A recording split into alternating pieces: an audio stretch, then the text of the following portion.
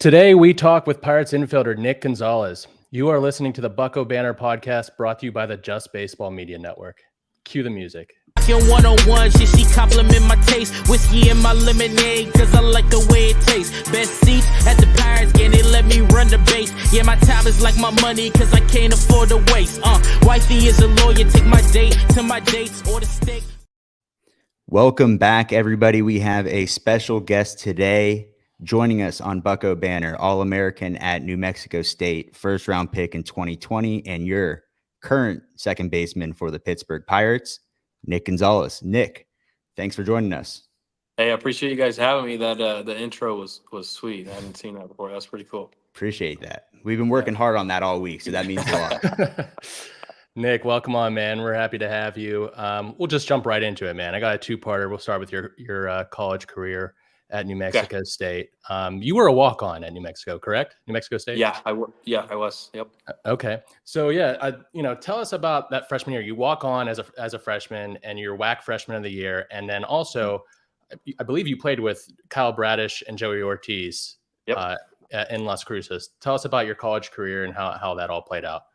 Yeah. So I really wanted to stay somewhere close to home, and I had offers, Division I offers, smaller schools on the East, and I didn't really want to go that far from home. And I also, part of me wanted to play on a turf field because I felt that for my development in the infield, I think that I needed to get a lot of reps and be on a field where I can just get, practice all the time. And that's kind of what went into me, turning down offers and turning down actual scholarship money to end up just really walking on at New Mexico State. And my family was super supportive. Everyone was super supportive, and knowing that, it'll be all right. After 1 year, we can fork the bill. I can take student loans. I can do everything, and I'm going to earn myself a scholarship that following year, which ultimately I did end up doing. So was really nice to kind of do that. Bet on myself a little bit. So I had to end up going there, and I did play. I played with Kyle Bradish. He was our Friday night guy my freshman year. And then Joey Ortiz, who was our shortstop for 2 years up until my junior year. He had gotten drafted in 2019, and Joey is still a guy that I'm super close with to this day. He comes to my house all the time. We're hanging out all the time in the off season, and someone who's pretty much just a brother to me now at this point. We've played together so much, and then now being in the same division and playing against each other is awesome. Nice. Yeah, the turf field, I played in Western Oregon, so on the West Coast over there. They had a turf field, but for completely different reasons, because it rains every single day. So we couldn't get a practice in otherwise. But I was 5'9", $170 outfielder going into college. So you're always told, like, hey, you got to put in extra work. You got to do go the extra step, and eventually somebody's going to go out and find you. Did you find that there was a struggle in high school getting recognized, or even putting up numbers and still having to go the extra mile to be seen? Yeah, I did. And that was something that I struggled with a lot, but it was just good. It was good for me. It was good for my ego. It was good for, just everything, into the future of my baseball career, even to the future of had my career ended or had I not been drafted or, done well. It just was really good for me all around because, I was putting in the work. I was putting up the numbers, but still there wasn't anything to really show for it. I remember talking to my dad and talking to some coaches who had coached me growing up, and they're like, "Don't worry, it's gonna come. You're gonna get the offers, the scholarships," and it just wasn't coming. After I think after my junior year, when a lot of people are committing, in the area, in the state, a lot of people are committing, and I hadn't committed anywhere. I hadn't had any offers. It was a little scary, but ultimately, when New Mexico State, gave me opportunity and said, you can walk on. You're in, and it wasn't like the traditional walk on where they have a tryout for you and you come out. I was a part of the recruiting class, so I just wasn't receiving any money, but So that was a blessing for me, and it's tough, and I always advise kids that kind of like you said, if you're good, you're going to be seen, and then that's exactly what happened to me. Is uh, whether that's being seen, your junior year of high school or your sophomore year of high school, or whether that's your sophomore year of college, um, and that's kind of how it was for me. It was a little bit later, and once I went to the Cape Cod League, that it kind of really cemented my spot. That's a good segue because you're going from Las Cruces, which is known for the jet stream. You get the high Yeah, elevation, and yeah, then you're going to use wooden bats up in Cape yeah. Cod, Northeast. What was that transition like? Yeah, so I had always loved hitting with a wood bat my whole life, and I enjoyed hitting with a wood bat, and always trained with one, and whatever. And then I honestly had no idea that the ball flew in New Mexico compared to other places. I was just so oblivious to the fact that that's an actual thing, that the environment can change the ball flight and everything like that. I had no clue. So when I had went to New Mexico State, I was just like, oh, it's a turf field, so I don't have to worry about you know the ground balls eating me up all the time. At that time, defense wasn't really a big priority for me, so I kind of and and I didn't really care about the ball flight. I didn't know. So then when they were like, "Oh, ball flies there," and see how you do at the Cape Cod, where you're at sea level or whatever, and I didn't really even think about it, to be honest. And kind of all a little bit of a blur, just kind of going in from sophomore year, had a really good season, and then going right into Cape Cod League. And I think my first hit was a homer, like first or second game. So I kind of felt a little better after I got that first hit out of the way and first homer out of the way, and felt pretty good. And all the guys that I played with were awesome. Playing that just whole experience is one of the best summers I've ever had. It's kind of crazy. Like you could put up those numbers in college and it's still like, okay, like, well, let's see what you can do out here with a wooden bat. It's just kind of like pushing the agenda a little more of like, what can this guy really do? Like kind of really, if the swing is there, the swing is there. Yeah. Cape Cod's obviously a unique experience that brings you into the draft.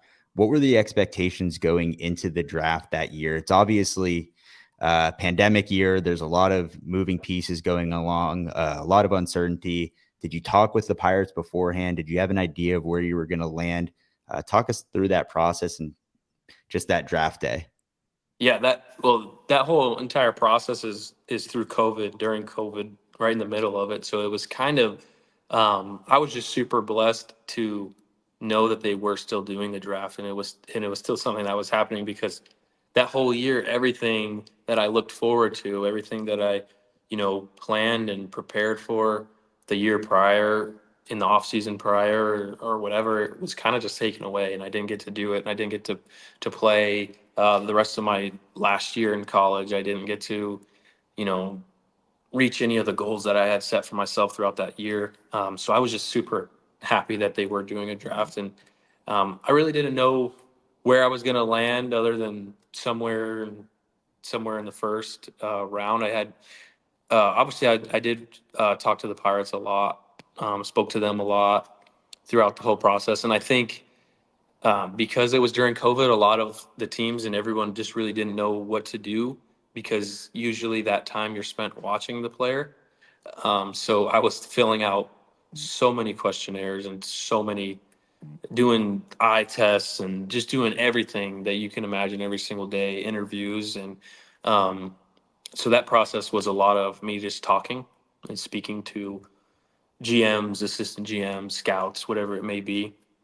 So I think that experience was really crucial for me too. Just be in front of these guys and talk to them. Obviously, playing would probably be better, but being able to speak to them and everything, and was good for me too. That was quite a wild year, to be honest with you. I was, I remember 3 years prior, I was in the as an intern in the front office with the Mets, and I got to see the draft day experience, and it was 40 rounds. Like Yeah, it was chaos.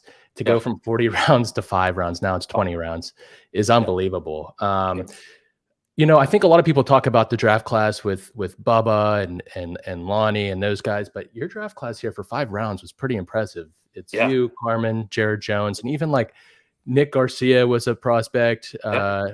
and Jack Hartman, I think, just got traded to the Rays this year or last year.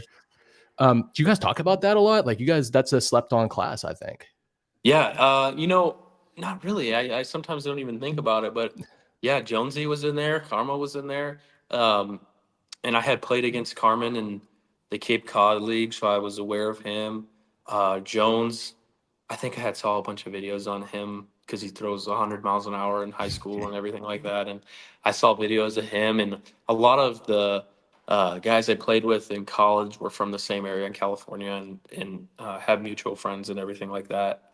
But no, we don't really talk about that too much. But yeah, that was a pretty impressive class to, even just to have three of us in the big leagues at the same time last year is really impressive. Obviously, those guys are Carmen's a beast and Jonesy is Jonesy, so we know about them. So absolutely. I mean, couple of things. I mean, that kind of brings me into like, what's the importance of like playing with these guys throughout the affiliates and then getting to play with each other at the big league level, building that chemistry. But what was the adjustment like first getting into the minor league system?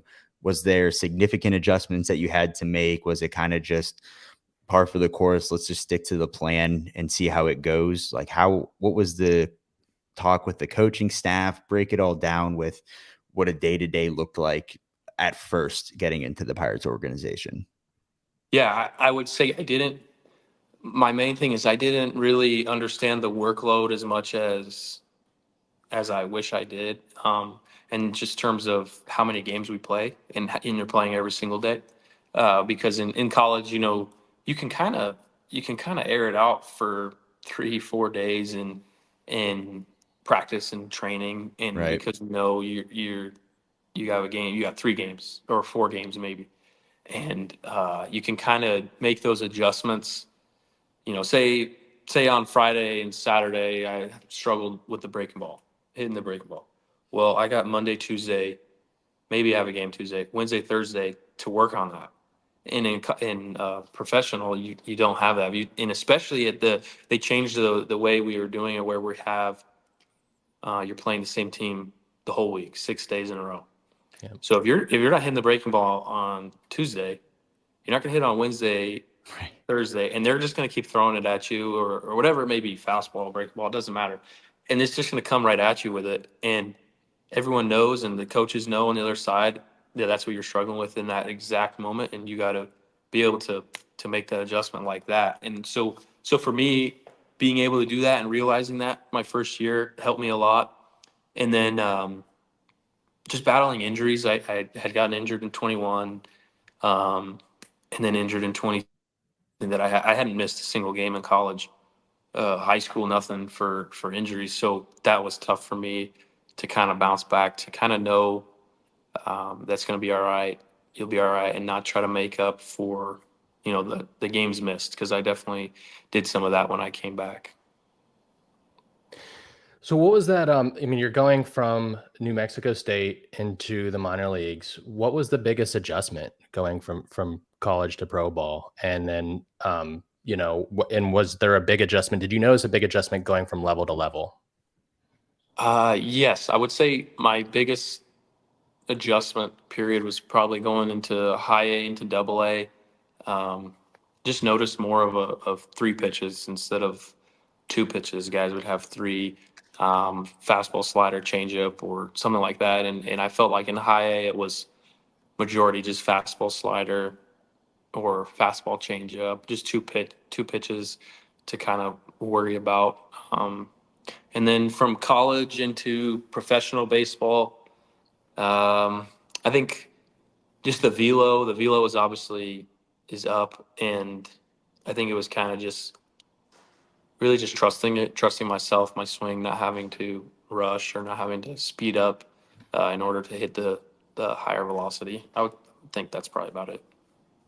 Yeah, I mean, like you mentioned, like getting the reps that you get at that level is so consistent on a daily basis. But once the season ends, and this kind of matches up with our timeline now, the AFL is going on. I know you spent some time out there. How important was that for you to get continued reps after a season? play with a lot of top prospects in the league. Obviously, it's important to you. You're out in Arizona already. You're familiar with the area. But can you speak with your experience there and maybe how that can be conducive for a prospect getting more reps and improving their game? Yeah, I think that's huge. I think the reps is super crucial for anyone in a sport like baseball, especially. Just going out there, kind of working on things that work, things that don't work. And there's a reason. There's a reason that people who have played a long time, like Andrew McCutcheon or any of those guys, just have great at bats every single day. Every single game, they have great at bats, and they're very consistent players. And that's just because they have the reps. They put in the work and they have the experience. They're able to take their failures from the previous day and just contribute that right into what their plan is, what their approach is that next day, or what they're doing in the cage. So the AFL for me was awesome. I enjoyed being out there. I won a championship there in 22, I think it was, and that was awesome. Just play in that environment. You get to wear the big league jersey, you get to wear the big league uniform in the big league locker rooms. It's awesome. So I enjoy that, and hope everyone's doing great out there for us. Is there anyone in the organization while you were coming up that you looked up to the most, whether that's like a player or a coach? We had Jamie Carroll. He was with us. He was really crucial for me in my defensive development. Really enjoyed, working with him. Still talk to him to this day. He's a great guy, and obviously, when you have someone to talk to who's played as many years in the big leagues as him, that's really nice. And but every year, I've been with a new set of coaches or whatever it may be, and they've all been great. I've enjoyed everything. Enjoyed all the hitting coaches I've had. I had Blake Butler in high A. He's been great. He's now the high A manager. So it's been great. Every coach I've came across has been great. And then players, I've gotten to play alongside some great players, but like the guys I've been with since day one is like Triolo. I've been with him. I'm trying to think, he might be the only one. Peggy, day one. Peggy for sure, day one, since even alternate site I've been with him, but Triolo, for sure. Trying to think who's on the team. Henry Davis. Yeah, Henry, right? Yeah, Henry. He came in 21, like towards the end of the season in 21. So Henry, but then we kind of didn't play with. I think he played in Greensboro again in 22, and then came up. Maybe I don't remember, but yeah, but it's been great. They've been great guys, and I enjoy playing with all of them. Yeah, it's definitely good to have those guys along your side and then work your way up. But you kind of touched on it a little bit of, you're not hitting a breaking ball one day, you're not getting the feel. It's like, well, guess what? You're kind of screwed the rest of the week. What was the mental adjustment like from, it could be from college to pro ball or just from low A to high A all throughout. What did you have to work on from a mental perspective, whether it was like increasing your confidence, just like breaking down like mental reps? Was there anything that helped or anything that you had to overcome in order to, keep moving forward? Yeah, I think just the self-doubt, you obviously every player has self-doubt and has to deal with that. And just kind of knowing every time you go up, and you hear it all the time, people saying, knowing that you're the best and you can do this and everything like that, and telling yourself that. However, it seems elementary and it seems kind of dumb, but there's so many times that you're up there and you're like, oh my gosh, the bat doesn't even feel like a bat in your hand. It feels different, and that'll do that to you. And kind of just minimizing that feeling as much as I can throughout the entire year, and just preparing myself as best I can, especially in the off season. That's something that I try to do, is just prepare myself to have a good year and to be in the best spot I can be in the off season. I think we'll stick on the mental side of the game. I'm really fascinated by that aspect of the game. I pitched in college, but I didn't have the access to, mental skills coaches that are available today. How, do you have any pregame rituals? Did you utilize the mental skills aspect or the coaches, that are employed by the Pirates? Like how much do you put into that part of the game?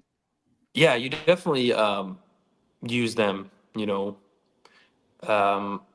Ours, I don't use ours as much as I used to. I used to talk to them, but mainly I just like to enjoy talking to them just about everyday stuff and just enjoy, checking in on them, see how they're doing or anything like that. And um, but for me, I don't have like a ritual, but I don't like to be sped up in any way before the game. I like to kind of just get there early, get ready, uh, roll out, listen to music, and I don't like to speed myself up too much because then, and it is just kind of a little mental weakness, but I'll get sped up in the game, and that's what I need to do is just slow down the game as much as possible and slow down my at bats, slow down my routine in the cage, slow down stuff like that because I get excited and I'll get sped up and then I'll go and swing early, swing out of hand, whatever it may be. So that's just kind of something that's I found to work best with me. Play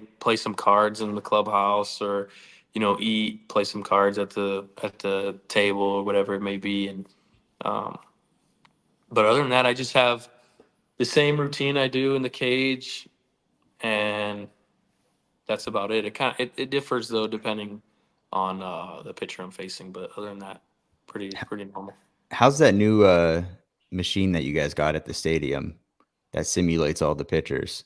Yeah, the traject it's awesome. At first, it was using they said they were squishy balls or like softer baseballs, but oh my goodness, it was jamming all of us and breaking bats, breaking thumbs. It was nasty because it's throwing 95 miles an hour, Right.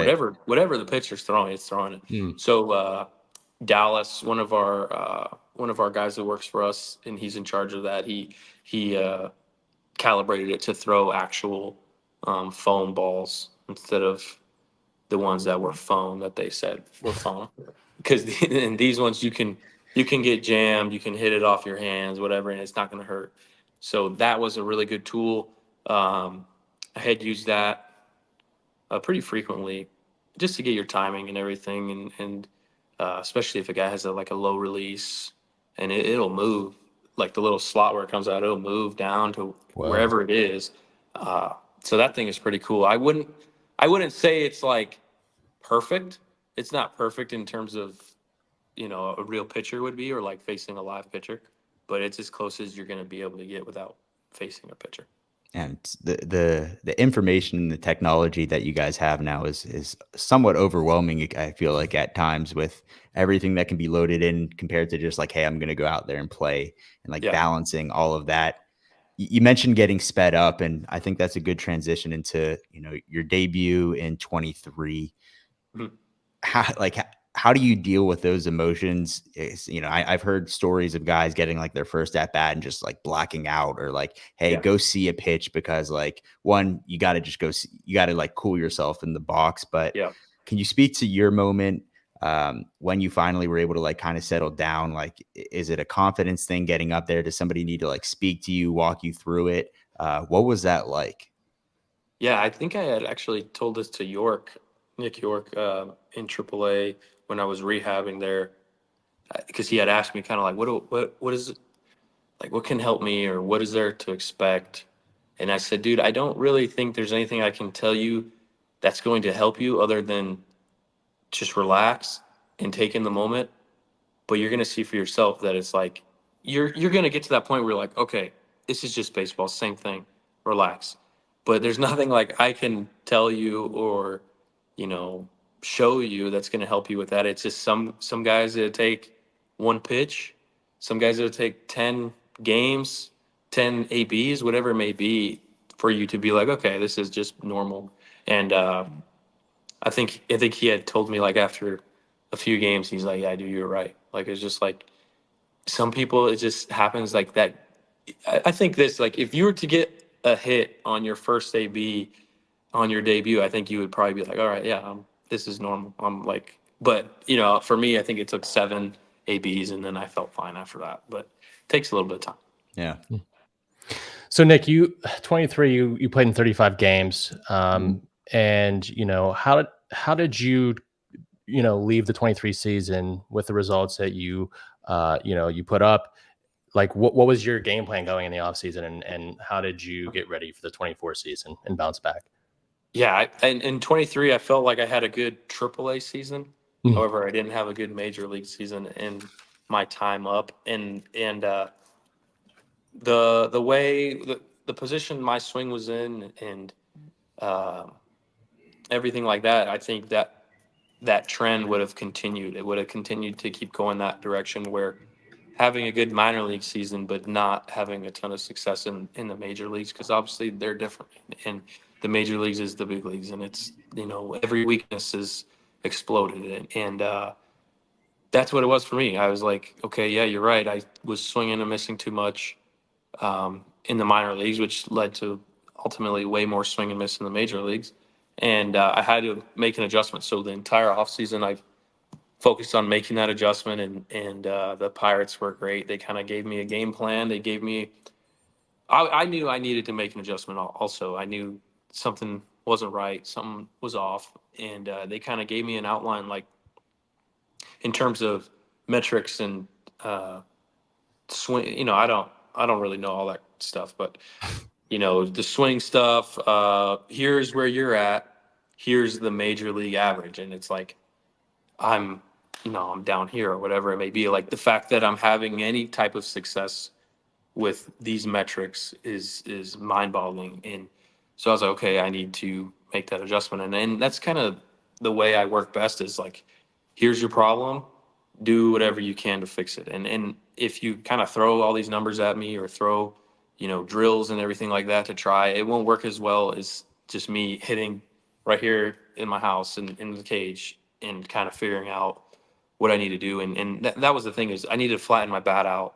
I was very in and out of the zone last year, very in and out of the zone. That's why I didn't hit any breaking balls really. Didn't hit stuff that wasn't really close to me, or if it was away from me, or if it was down, I struggled. And that's what it was. And I needed to flatten it out. And I worked on it religiously. I did, a whole routine that I would do in order to put myself in a better situation this year. And I was excited about it. I was really excited about it going into spring, and had a good year this year, and started in AAA, had a good year, and got to the big leagues, had a decent year, and did all right. Do you think when you got called up in 23, there was maybe an over adjustment, or just maybe like you're trying, there's like such an emphasis now on launch angle and getting the ball in the air and slugging. And like, you've been always known for a guy like quick hands, like short arms, get through the zone, like quick and compact. And you just mentioned like, yeah, like we got to get the barrel through the zone longer. Do you think that was maybe like an overcorrection in 23 to like find like the sweet spot that you're at now? Or was it like, hey, we're just not finding the path at the moment? Yeah, it was just not finding it at that moment. And I really wish I would have known what caused it from, like somewhere in 2021, 2022 to where I was last year, that what caused the shift in my barrel, depth. It wasn't like I was trying to hit a homer every single AB or anything like that. And I know it may have looked that way, but my swing just wasn't there. It was so uphill. It just, the barrel dropped and everything like that. And I was able to get away with it, just having quick enough hands and good barrel awareness. And I got away with it in a little bit in AAA, but it wasn't gonna work in the long run. And I wish I knew what had caused that. It would make my life a lot easier, but it's in the past. I don't know now, but you got it taken care of now. You mentioned just the jump from AAA to Major League Baseball. I've heard a lot of people recently this year say that they don't think the jump has ever been bigger going from AAA to the big leagues. And I mean, I don't know if you can perfectly speak to this. You're still very young in your career, but like, Yeah, do you think there's some truth to that? yeah, I think so. I think just everything is amplified in the major leagues, and like you said, I I haven't played very much in the major leagues, but my feeling is that it is, everything is amplified, everything is blown up, and they exploit you. If you have a weakness, they attack it, and they know how to attack it, and they will attack it. That's why they're in the major leagues. So, yeah, you can't really sneak by. How important was it going into spring training this year after the debut in 23? I feel like you kind of they I don't know if it was anything intentional, but like it was the names that were thrown out there for second base were Tree and Peggy, and then like nobody was really talking about you going into spring training, and then you got option to AAA.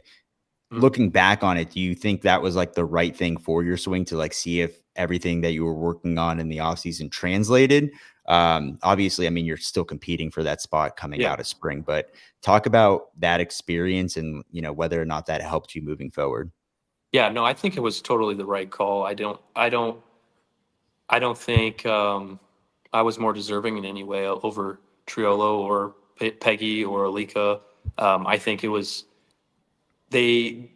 I think the Pirates saw that. Okay, yeah, he did make an adjustment in the offseason. Yeah, he does look a lot better. His numbers. They showed me my numbers. Your numbers are way better than what they were last year. Like levels above. And I thought that's great. That's awesome. My work that I did in the off season is showing.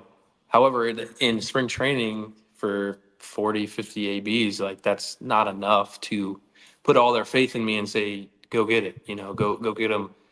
You made the team. And so I was completely understanding when I got optioned to AAA, I didn't deserve to be in the major leagues. And um, so I knew go to AAA and just continue to work on what I'm working on, continue to do what you're doing, and just see what happens. And started to get the feeling that I was going to get called up a little bit, as I think I was there 5 or 6 weeks and I was playing pretty well. So I kind of had the feeling that I was going to get called back up, and it felt a lot different than the first time in 23. It felt like I was right where I needed to be, and pretty confident about it. So it was good. Did you use that as fuel in a way? I mean, I guess not like in a negative way, but like, did that propel you into making those adjustments and getting back to the big leagues quick? Yeah, I think just 23 in general, probably my experience the first 30 games or whatever I had in the major leagues was kind of put that taste in my mouth, and kind of didn't want to ever get sent down to the minor leagues again. And obviously being in the major leagues is where I want to be. And so I wouldn't say no, it fueled me. Yeah, you're right. Yeah. Good answer. Yeah. Yeah, I mean, like that's like a natural human reaction, like just Yeah. being a competitor. I mean, for me, like noticing you this year, I mean, the adjustments are obvious, and I don't think people understand. Like, baseball is a game of adjustments; it's a mental game. If you don't adjust, you're just going to stay stagnant until you're out of the league. To me, what I was looking at was your swing. It looked like you were in a little bit more of an athletic stance in 23, and I say athletic, more like crouched, and you got a little bit more upright this year with your body and your hands, and it looked like your foot was down ready to hit a little bit more with like the leg kick. Is that accurate, or is that something that you worked on, just like being on time and being ready to hit in a more upright position? Yeah, definitely. I don't know where I got a slouch in my swing somewhere in 21, 22, kind of hunched over, and I didn't have any issues with it. Saw the ball really well. Didn't chase too much, and just kind of kept that. However, it was really hindering my swing and my path, and something that you don't really notice. It doesn't really matter as much. Like me, just top spinning line drives to left was fine in the minor leagues because I could do it, but in the major leagues couldn't do it anymore. Ball was getting too inside on me or whatever it may be, and I can't remember when it kind of clicked for me that it might have been. I really don't know. At some point in 23, when I had gotten sent down, and I was hitting, I don't know if off the tee or whatever it may be, and it kind of felt like I could have a better swing. Oh, I think it was when he had the blast motion on my bat. I think it was. In the numbers that we were trying to lower or trying to get within major league average, they would be better when I was standing up higher.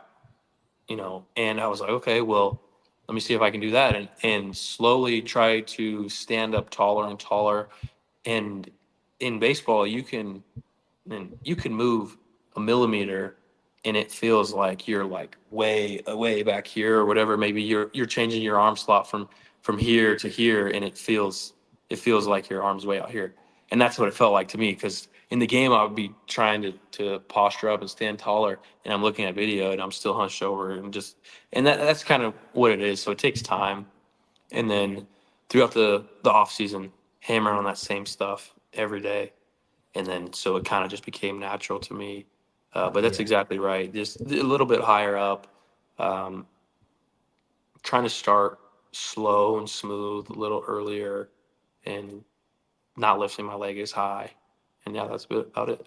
That's the technology. Real quick, Scott, I know you wanted to jump in No, there, no. but we talked to Comedina earlier in the year Yeah. about the adjustments that Falter made, and how it was almost the opposite. Like, he was more upright, and then he went on like the I guess you have like pressure mounds at the facility Yeah. that can like distribute body weight and tell like where you're at, and getting him more in an athletic position added like 94 and ride at the top of the zone to his fastball, which like was all of his success this year. So Yeah. it's amazing that just like that little adjustment can mean so much. Yeah, it can. And you have so many resources at the professional level. We have, body science coaches and everything like that. And I remember asking one of ours, I said, "Hey, do you think some people just move better when they're just upright?" And he was like, "Yeah, for sure. That's definitely, some people move better that way." And I do. And I could, my back foot never really rotated completely when I was real into my legs and hunched down. It would never really fully rotate. It always kind of just go down, my right foot. And then I was noticing when I was standing upright, I would actually be able to turn my entire body instead of being stuck in the ground and only being able to turn my upper body, and my legs kind of staying in the ground. So it was just things that I noticed, watching video, whatever it may be, and also just kind of like looking at stuff and being like, that doesn't look right. It doesn't look like what the best hitters in the league do. I don't really want to be the guy who's like the anomaly, like, oh, he can do it, but nobody else can. I rather just kind of do what everyone is working, and try to attribute that to myself. It's kind of like that running back from Boise State. I don't know if you noticed, but he stands like Yeah. straight upright in the back, which is nuts, but he's a Yes. freak. So What do they call it? What do they say? Like, he looks like Michael Myers. Yeah. yeah, Michael Myers. He just stands there. That is hilarious. Ashton Genty, he's a dog. Yeah, he is. He is. But no, Nick, I was just going to say it's inevitable during a 162 game season that you're going to go through rough spells, maybe like a slump here, Are there any specific routines you go through, or something that you tell yourself, or is it just a matter of getting that, muscle memory going, like you said, repeating the same drills and doing what you need to do?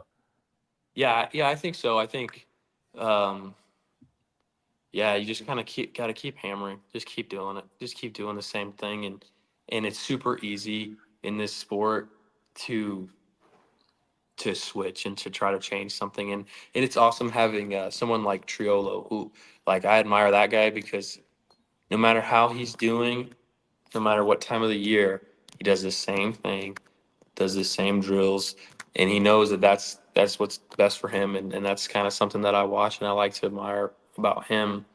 And I try to do the same thing, whether I just went over or whether I just got 5 hits. I kind of want to have the same approach, the same in my early work. And I can get in the habit of swinging too much, trying to do too much in the cage, and sometimes that can kind of hinder you a little bit. But that's just something that I live and learn and do. I've always been a guy to swing a lot, so sometimes it hurts me, sometimes it doesn't. I mean, it's funny you mentioned that with Tree, because he's played like 5 positions last year. You're like bouncing around, and to have the same like mindset going into every day, not knowing where you're going to play, or just like one day I'm at third base, second base. I played right field for an inning, I think, this year. I mean, you moved around a little bit at the end of the year as well with the injuries. Did that have any impact? I know like sometimes they say like a guy might hit better if he's just like, if he's like focusing on hitting at the moment, or if he's not like in the middle infield. And I don't know if that's more of like a stereotype, or just like that's old news, but like, does that have any impact, like showing up to the ballpark, like, hey, one day I'm playing third base or shortstop or second base for you? Not so much. I try not to think about it as much, but definitely I've played second like 95% of the games that I've ever played in professional baseball. So sometimes when I'm like, see third base or shortstop or whatever, you're like, oh my goodness. And you're like, okay. Or Don Kelly, DK will come to me, hey, you're playing short tomorrow. And I'm like, oh, okay, yeah. And I act like I'm like, yeah, dude, no problem. But Of you're like, course, yeah. you're like, yeah, dude, no problem. And you're like, okay, I gotta take some ground balls at short. But then once you get out there, it's the same game and it's fine. But yeah, for sure, I gotta lock it in. Gotta lock it in every time, a little even more, you know. Right. Nick, is there a standout moment so far in your young career that that you cherish? Yeah, it happened last game. No, the second to last game of the year when I threw the bat. If you weren't going to say it, I was going to bring it up. Oh my gosh, man. Dude, I've never been more rattled in my life. And I thought, I'm going to strike out on 3 pitches and I'm not even going to touch the ball right here because I just threw the bat. I always do that practice swing, like right in the box every time. And as soon as I feel it slipped out as soon as I got like to my swing. And then the worst thing is the bat is spinning around right into our dugout, right into our dugout. So I'm screaming heads up. It goes right over like McCutcheon's head. It goes right, and they're not watching because they're not expecting a bat to get thrown. Like I haven't even been in the box. And you guys don't have Luis Guillorme in your dugout, so Yeah. And it lands and almost hits. I think Falter was pitching. I can't remember if it was Falter. It almost hit him in the knee or something. And I'm like, holy cow. I put so much pine tar. I never put any pine tar on the handle. I put all the pine tar on the handle of the bat. And Palacios, he was like, hey, use this pine tar. It was his own. He's like, it's really good. Okay. And I put so much. It was the stickiest pine tar I've ever felt. And go up to the box. And then as soon as I'm about to step in, the umpire says, I've never seen anybody do that on practice swing. And I was like, yeah, all right, dude. Like, all right. And I'm already rattled. And, I put a good swing and I was laughing around the bases because I was for sure thinking like, I'm going to strike out on 3 pitches. But I was so nervous. And then later in that game, I was going to square around to bunt. Third baseman was playing back and I couldn't get my hand off the bat. So I went to square around and I couldn't get my hand because of all the pine tar. So I just ended up taking a pitch right down the middle. I thought you were going to say a walk off or something like that. That's a good moment. Right? I think I was listening to that on the radio and I heard, I was like, what's going on? And then because they were just like, they were laughing on the radio, but was that off heel? Yeah. So it's like also a guy that just gasses it up too. I mean, he's gross at Yankee Stadium. Was that your first time at Yankee Stadium? Yeah, that's my first time. And growing up, I'm like, I was a big Yankee fan. So that was pretty cool for me to play there and everything. I really enjoyed that. That was awesome. Wanted to talk a little bit more about this season before we wrapped it up. One thing I love about your approach is just the aggressiveness, and being able to take a pitch in all the quadrants and do something with it, especially the stuff that's like below the hands. How do you balance that approach with also going up there and saying like, hey, I'm going to get my pitch, or I'm going to get a good pitch to hit here, while also trying to be as aggressive as possible?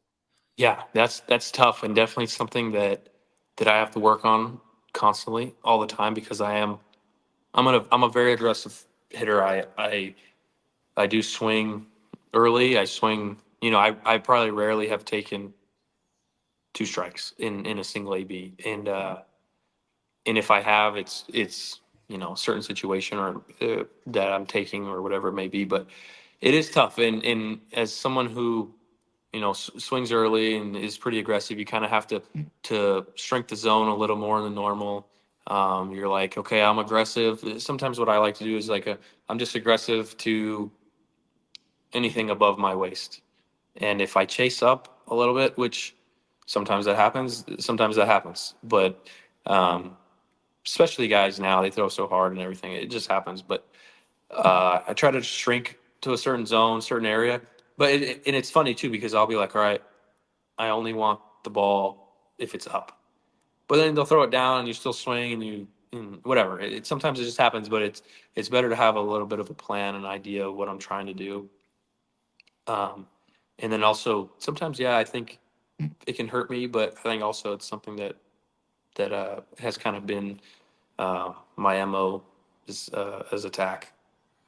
Does that like come into account also like where you're at in the lineup? Like I know I can't remember exactly if it was a walk-off this year or like a go-ahead RBI at home. I remember watching, I think, I can't remember if you were hitting behind Cruz, but like he took 4 straight balls. And like I turned to Scott, I was like, hey, like he's swinging first pitch, like right here. Like he's going to get something good. He's not going to walk anybody. And I think that was either the walk-off or like a go-ahead RBI. Was it the Phillies? I think so. I think it was the It was the Phillies. Phillies game. Yeah. Yes. And yes. Yeah. That was like something I was like, okay, I thought that's probably what your approach was, but like is that right? Like, like he's going to give you something good to hit right there, given like the circumstances, or is that just something that you're like constantly watching while you're on deck? Yeah. It's constantly changing and constantly kind of dependent on what you said is where I'm hitting in the lineup, who's behind me, who's in front of me. How long was the previous inning? Is our pitcher, does he need a little more time? Does our catcher need a little more time? Whatever it may be kind of goes into it. Sometimes I'll still swing, but I'll try to kind of be dependent on that. But I think in that situation, it was Alvarado lefty. Jose Alvarado. Yeah. Yeah. And he throws that cutter. And I just said, okay, push it out, like kind of on the outside part of the plate, because if it's inside, it's going to be a ball, and just kind of push him out. And if you get something over there, you just go for it, go at it, and that's what he threw. Got something I could hit, and was able to hit it. But especially after walking Cruz, I think I was just like, he's going to throw you a strike. He's going to challenge you, especially in that situation. Right. Nick, last question here before we get into some last quick hitters. But how often, I think you might have answered this already a little bit, but how often do you use advanced analytics or video analysis when working on your swing or maybe preparing for an opponent? I think the pitcher metrics are really important in terms of the ride that a pitcher might have, whether his like how many inches the ball kind of looks like it's going up. Their release point is important. A guy who helped me a ton, Connor Joe, is he knows all that stuff. And I talked to him, Brian Reynolds. There's a reason those guys are so good. They know what they're doing. And so I kind of learned from them, and I would like to learn more about it. Just to kind of have an idea, what their slider's doing, their sweeper is doing, the changeup is doing, stuff like that. Because and I like to blend it with go out there and compete, and that's always been my game plan. Like New Mexico State, we have a piece of paper that says this guy throws 89 miles an hour. Yeah. We don't have any of that. So I never really was doing that type of stuff. But if you can take it and take bits and pieces that help you the most, like I really would like to know the velo. I would like to know if he has a low release, normal, or high, and then I would like to kind of know how much the ball's going up or going down, left, right, and so I can kind of have an idea of what I can do at the plate or what to look for. Like if it's a really, really sweepy slider, that ball got to look like it's going to hit me in order for me to green light it. So that's those little things, but I don't like to dive too deep into it, but that is kind of deep. Yeah. Those numbers, that information isn't digestible for everybody. I mean, if you can take bits and pieces from it, whatever works for you, I think that's the best way. Yeah, correct. Yeah. Nick, we appreciate you being here. We always end these interviews with some just like fun, quick hitters that the fans like, kind of relatable questions. First one for me, favorite restaurant in Pittsburgh? Favorite restaurant in Pittsburgh? I'm going to say Primani Bros. My fiance is going to kill me, but that's my favorite. She's not a big fan of it, but that's all right. I love Primani Brothers, the Capone. the Capone yeah. sandwich. Good one right here. Yeah, that one's good. Real nice, real nice. I think you might have answered my next question because I was going to say first, icy light, boom or doom. Be careful. This is gonna be a dumb question. Boom or doom? Is it You haven't? Oh, I thought you might have seen this trend. The Costco guys on TikTok, they say no, I haven't. something's No, I boom don't or have. doom. Ah, man. Okay. Well, if you like it, it's boom. Okay, boom. I was really trying to think hard. Like, okay, what is he talking about here? I need to figure it out. We're on a different algorithm, I guess. Yeah. That's funny. Well, yeah. I mean, you like icy light? No, never had one. Really? No. I'm surprised Bantr hasn't given one to you yet. I know. I gotta ask him to get. He needs one with him on it. Does he have one with him on it? I don't know. Maybe. I think he might actually. Yeah, I think if he might. If he does, I gotta get one for the man cave. Oh yeah, get a nice can signed by him. That'd be sick. Yeah. Favorite uniform combo that you wore this year? Let's see. I kind of liked when we wore the black top and the black pants. I thought that was pretty cool. Yeah, that was that was by far the best. That was the right answer. I don't know, like, do you guys know like what you're wearing on a day-to-day basis, or is it just set up for you? Sometimes it's set up, but sometimes I'm pretty sure the pitcher gets to pick. Honestly, I just kind of get there and the jersey's hung up and I just put it on. I don't really think about it as much, but I think sometimes the pitchers decide, but I could be wrong. Yeah, the all black with the BP cap was clean. Yeah, I liked that one. That was good. Who was the hardest pitcher you faced in your career at any level?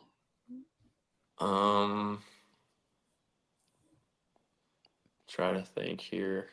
It's definitely. I'll have to say.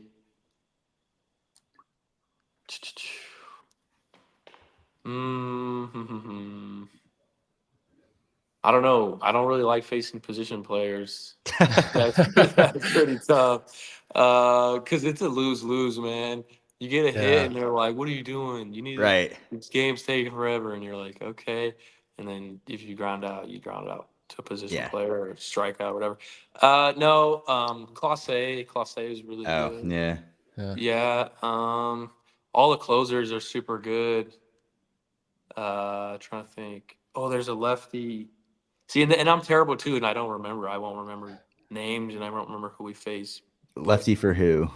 It was a lefty for who did we play the last? Oh, the Brewers. Lefty for the Brewers.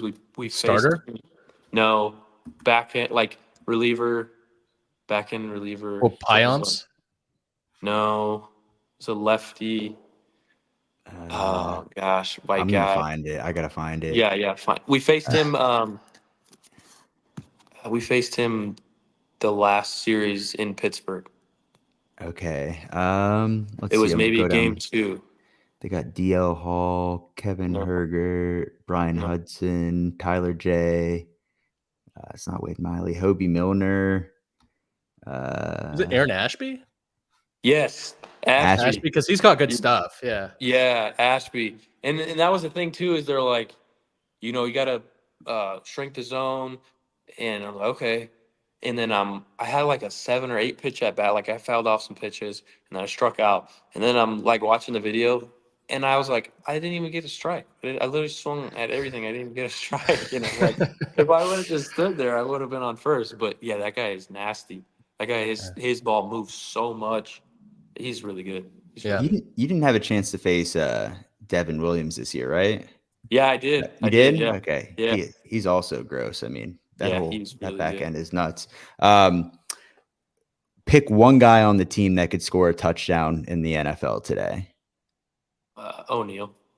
Yeah, I think it's a common answer. Yeah. You mentioned that the Yankees were your favorite team growing up. Who was your favorite player or someone you modeled your game after? I always wore 13 for A-Rod. Okay. And then I named my dog after Jeter. So nice. Those 2 guys. But I liked Jeter, all of them. Yeah, I liked all of them.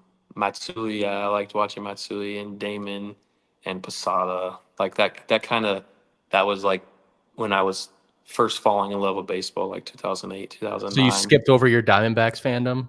You went straight to the Yankees? Yeah. Yeah, Okay. straight. Well, yeah, my dad was like, growing up, he's a huge Yankee fan. My grandfather, and they were huge Yankee fans.